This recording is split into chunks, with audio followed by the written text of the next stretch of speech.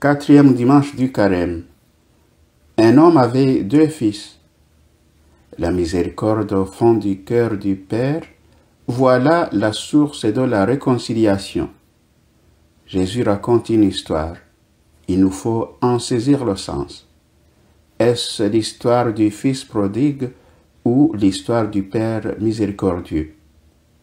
Jésus ne se serait certainement pas complu à raconter une histoire dont le héros serait un enfant déserteur de sa famille, un enfant qui requiert sa part d'héritage et qui s'empresse d'aller dilapider sa fortune avec des amis douteux.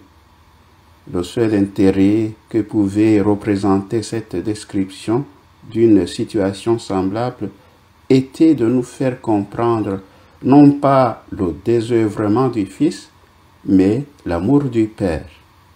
Devant la volonté du Fils de recevoir sa part d'héritage tout de suite, le Père n'est pas d'accord, mais il y consent parce que son Fils le lui demande.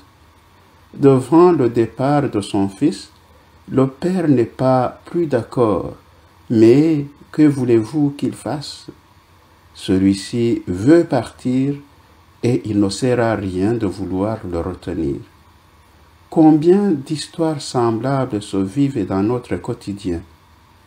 Le Fils vivra donc loin de son Père pendant un certain temps que vous pouvez faire varier à volonté.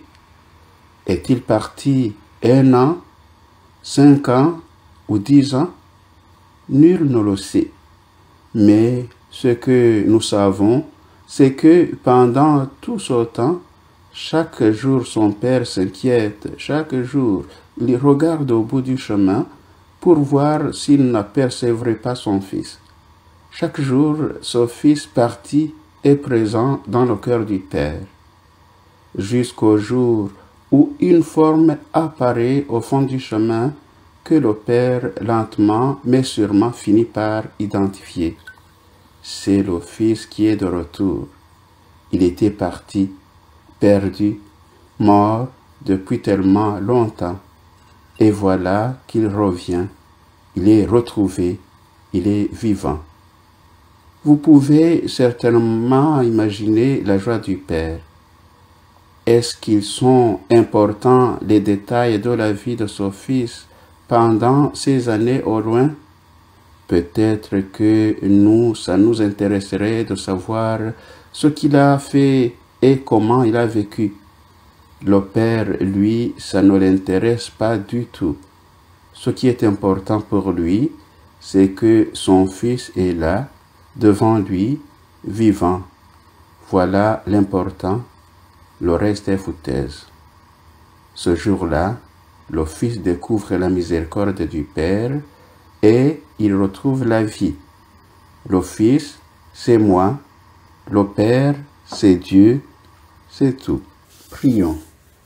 Seigneur Dieu, chemin de liberté et de vie, tu nous invites à quitter nos lieux de déshonneur, ceux du péché, de la peur et des illusions de confort. Aide-nous à marcher dans le désert de notre cœur pour te trouver, toi, la source vive et de la vraie liberté. Seigneur Dieu de promesses accomplies, ton peuple délivré des chaînes de l'Égypte savoure paisiblement la joie de la terre promise. Comme lui, donnez-nous d'avancer avec confiance vers la célébration de la Pâque de ton Fils. Seigneur, Dieu de tendresse inépuisable, comme le Fils prodigue, nous revenons à toi, fatigués au bout de nos errances et de nos illusions. Redis-nous notre dignité d'enfant bien-aimé et apprends-nous à goûter la joie du pardon. Seigneur, souffle d'espérance, ravive en nous le désir de vérité, libère-nous de tout ce qui nous retient loin de toi. Que ce carême soit un temps de renouvellement où nos cœurs se dépouillent pour t'y laisser entrer. Qu'à la clarté de la résurrection, nous vivions pleinement, affranchis, transformés et unis à toi pour toujours. Amen. Prière composée par Rodin Kasuba.